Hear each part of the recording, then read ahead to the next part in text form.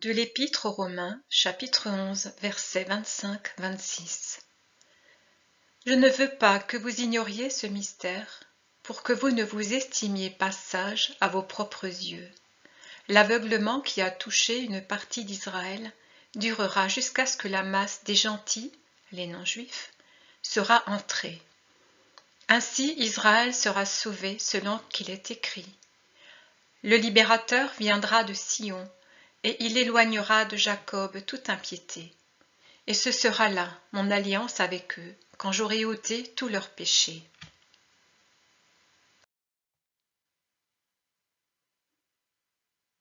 Le doux hôte me dit: un des signes du dernier avènement de Dieu et du jugement, qui suivra à la fin du monde, est la conversion d'Israël.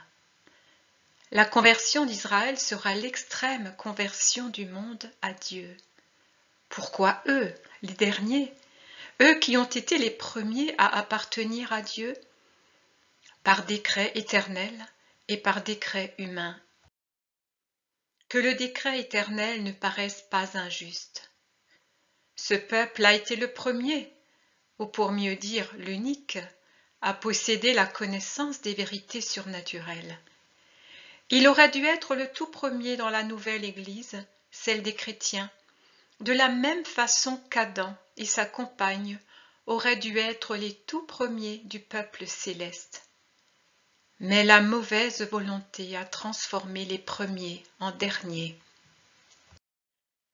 Tout comme il est dit dans les Écritures que les prophètes Enoch et Élie ont été ravis vivants par Dieu hors du monde, dans un autre monde meilleur, pour être prêts à revenir au bon moment et prêcher la pénitence et à combattre l'Antéchrist, quand le monde sera devenu Babylone et Antéchrist, et ceci à cause de leur justice extraordinaire.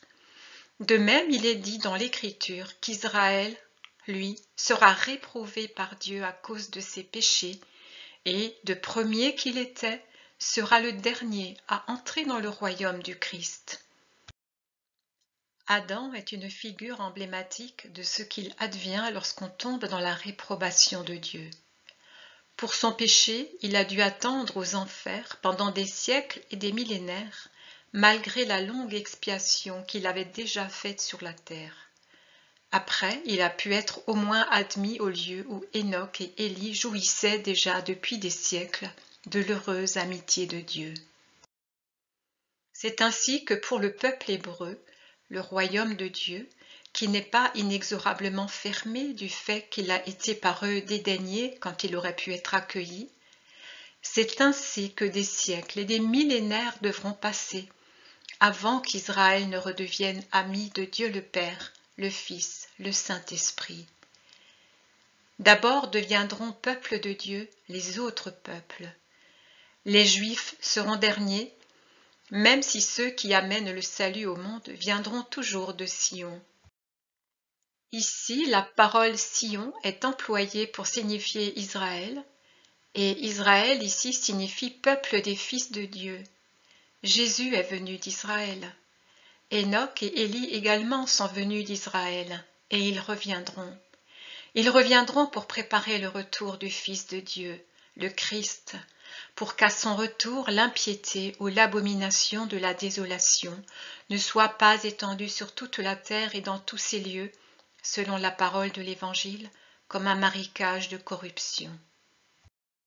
Ils reviendront pour que tous les prédestinés à la vie, même ceux qui pendant des siècles ont été insolents et arrogants, puissent avoir cette vie avant que le temps ne soit terminé. Tous, y compris Israël. S'il est vrai, comme il est dit par celui qui est la parole incarnée et la sagesse du Père, que les jours de la désolation seront abrégés par les mérites des élus, il est à croire qu'Israël ne sera pas exclu en sa totalité, et ceci grâce au mérite de ses pères, les patriarches, les prophètes et tous les justes du peuple juif. En considération de la justice de ceux-ci, Dieu sera miséricordieux. Il n'effacera pas l'élection des Juifs pour ne pas séparer les pères de leurs fils. et parce que Dieu n'est pas changeant dans ses desseins.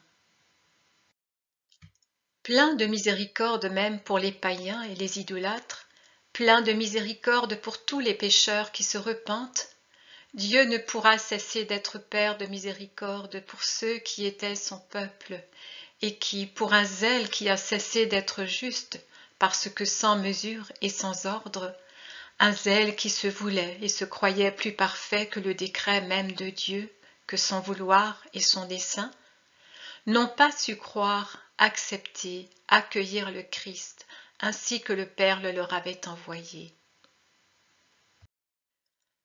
Le Christ est mort pour les Juifs aussi.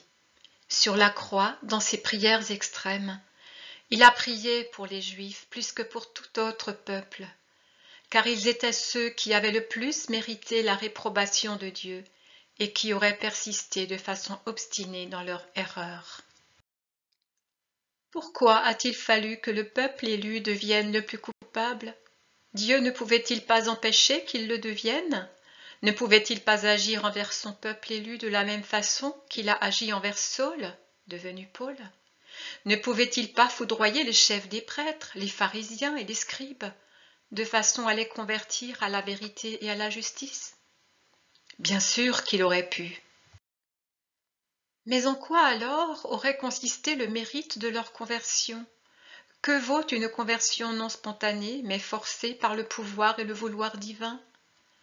Dans ce comportement de Dieu, y a-t-il eu, oui ou non, quelque raison impénétrable? Bien sûr que oui. Dieu ne fait rien sans raison et sans but, et chaque but est juste, même si pour les mortels il demeure un mystère. Le moment viendra où toutes les choses que Dieu a faites et qui maintenant sont pour vous incompréhensibles vous seront dévoilées. Alors avec Paul vous direz: ô profondeur, ô richesse de la sagesse et de la science de Dieu!